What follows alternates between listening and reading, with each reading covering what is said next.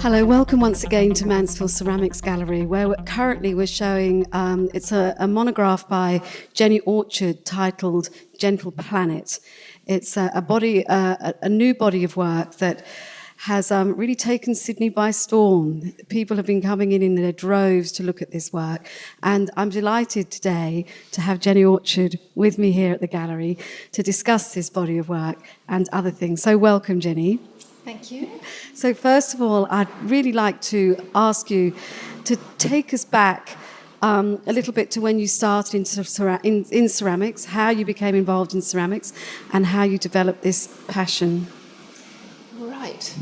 Well, it was a long time ago, too long ago, really, but I was at art school, and Peter Travis, I don't know if you know Peter Travis, was a teacher, and I loved his work, but at the time I was very obsessed with, I was more interested in design than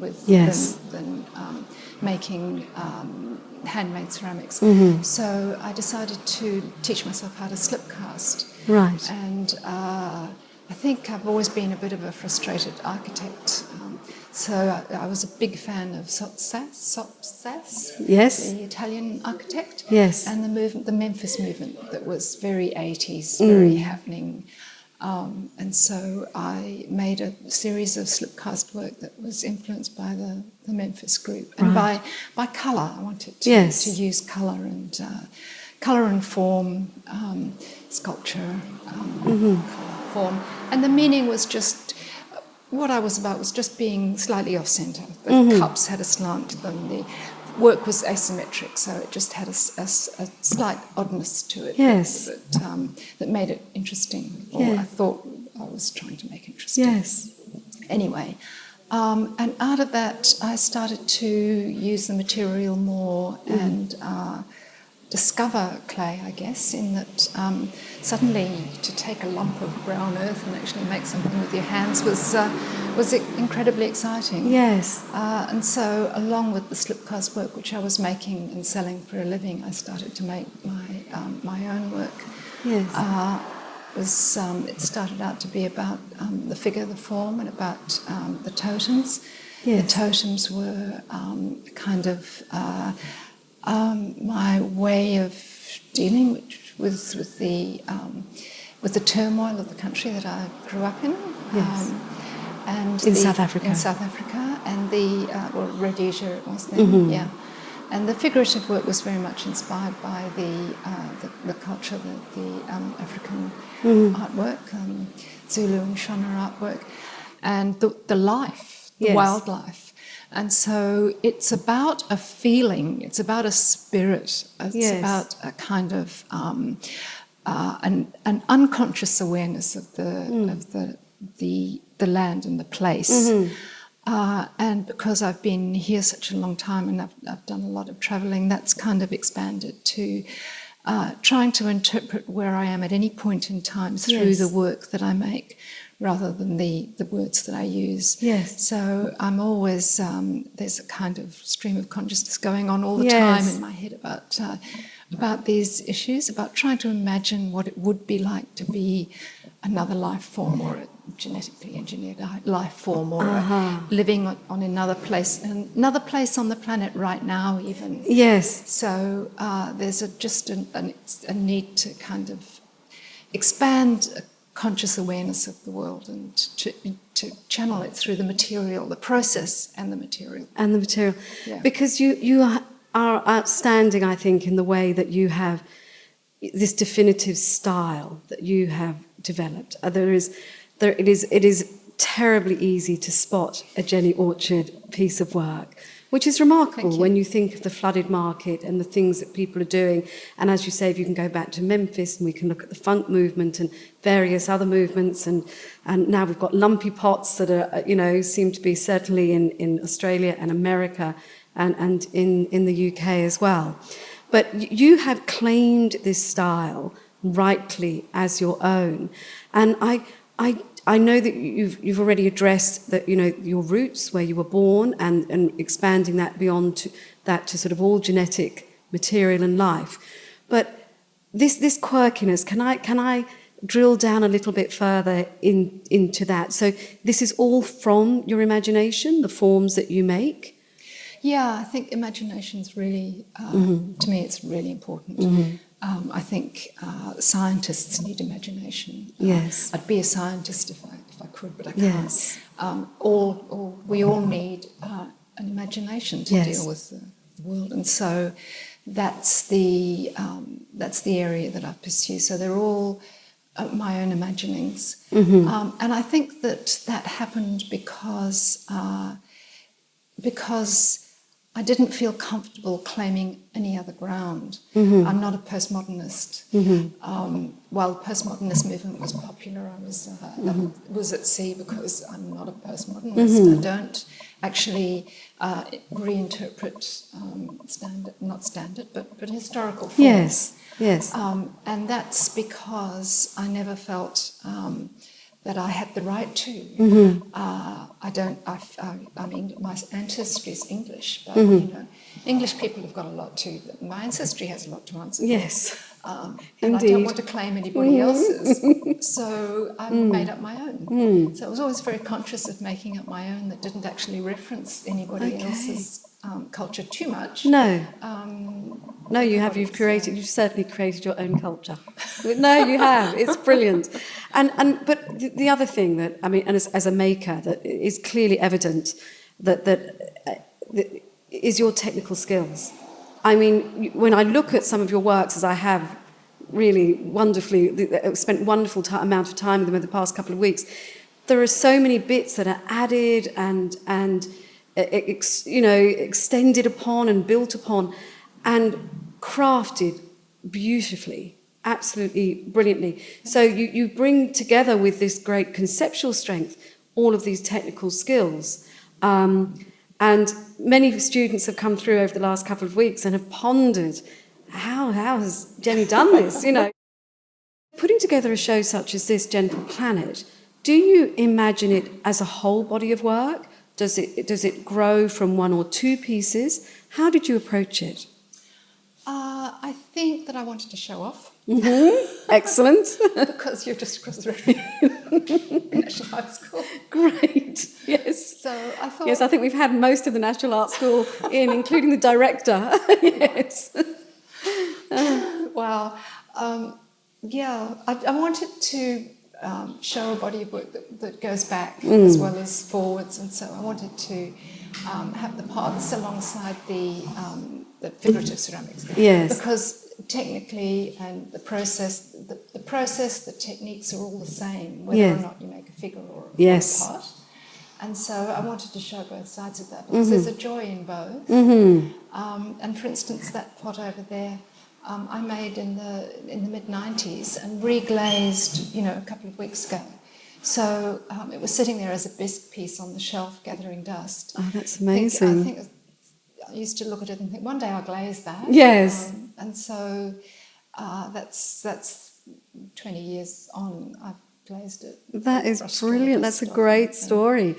So this actually shows a whole range. It shows a of your whole work. range. Yeah. Yes. And so the one next to it would be just made, at home, also a few weeks ago, totally by hand. And the idea a few months ago was to throw away the moulds. Okay. Stop slip casting because my back hurts too much. And right. Anyway, I thought it was a great way of just breaking the mould, making work. Yeah. Oh, fantastic. And Gentle Planet, I have to ask you, why the title? Because I think the planet is I think that the culture of the people on the planet are becoming a little out of touch. I think I am a technophobe, but I'm not against technology. I think it's wonderful. Yes. But, I just think that there needs to be perhaps a little more gentleness. That's really lovely. That's really lovely. And I'm going to ask you, because several people have asked me to ask you this question. You were variously and quite rightly described in different ways being the queen of your particular oeuvre, that you were the first, certainly in Australia, to be working in this way. And I think I actually recently put a a Facebook post up describing you as, there are many pretenders, but there's only one Jenny Orchard. But there are many people who are working in a way that's not that dissimilar to the way that you work. Maybe the scale is different, or the numbers are larger. They're not one-off pieces. Maybe there's more of a series there. How do you feel about that? Do you take it? Do you accept it as a compliment? Or Totally. Yeah. Yes. Wonderful. Yeah. Excellent. Yeah, people say they've been influenced by my work. It's fantastic. Because you have been part of the process of teaching some of the latest or the current stars of ceramics, haven't you? You've been involved. Do you see that actually, because you also teach at the National Art School as well as teaching at your studio, do you see more of a movement towards the type or the style of work that you make, or do you still see that it's embedded in tradition? I think that it's a cycle, and I think that it's very exciting at the moment that people are discovering the joy of the handmade object. I think people are appreciating it and enjoying making it. Yes. And I think that's a wonderful thing, So I love the way that this new, what would you call it, new wave or... Look, it is a difficult thing. About the reality, the substance, the material. Look, I think, I think it always comes back to that, doesn't it? It is understanding the material and what your work, and I've said it before, and so I'm labouring a point here, I do apologise, but it really demonstrates your understanding of material and the possibilities of the material. I mean, what you do with the material is absolutely outstanding. And I do want to just go back and ask a little bit about the colour. I mean, I know that from obviously having been to South Africa myself, the vibrancy of the colour in that particular country. And is that where you would situate it as well? Absolutely. Yes. Yeah. From there. Yes. I can still remember. I know that memories are notorious. But arriving from the Isle of Wight at the age of 5 and being absolutely transported by the blue sky and the red earth and those beautiful green acacia trees and baobab trees and the beautiful brown-skinned people and the immense colour. After the Isle of Wight, I can remember that as being green. Yes. The Isle of Wight was green. It was green, and it would have been, you're surrounded by water, and that sea isn't a particularly nice sea that's in between the Isle of Wight and Portsmouth. But then you came to Australia, and did you find a similar thing here? Yes. Similar but different? Yes. So the outback is just stunningly beautiful. Yes. I love it. Could I ask you, do you consider yourself South African? I can't. I think that you always feel as if you belong to the place where you grew up. It's a lovely answer. So, yes, absolutely.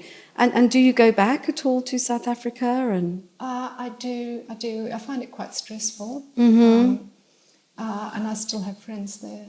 Yes. So yes, it's a pulls at the heartstrings. Yeah, no, I mean, somebody said to me before I went that be careful, South Africa gets under your fingernails, It does. And it really does. It's one of the most fascinating countries that I've ever visited.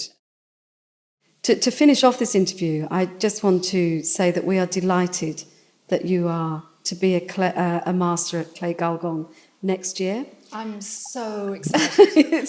It has been, with all our social media posts and with people texting me, absolutely, Jenny, it's going to be marvellous to watch you on that international stage, which Galgon is. And with masters coming out from South Africa and America and from England and from France, it's so exciting. It's going to be truly wonderful, and it's particularly wonderful because I just want to close this by saying that is where you truly do belong, is on the international stage, and for us to play a very small part in that is an absolute honour. You're wonderful. No. It's really. I have watched you, as you know, and your involvement with the Ceramic Art Gallery in Paddington, and to now, have watched you grow and develop really quietly and extraordinarily humbly. You're a very humble artist. And I would also like to add that in our debut issue of Ceramics, Art and Perception, the novelist John Hughes is actually writing an essay based on your work here in the studio. And I think that's going to be a must read for everybody. So Jenny Orchard, thank you very much indeed for your time. And for everybody else out there, come and see the show, and certainly come and see Jenny Orchard at Clay Gulgong next year. Thank you for your time.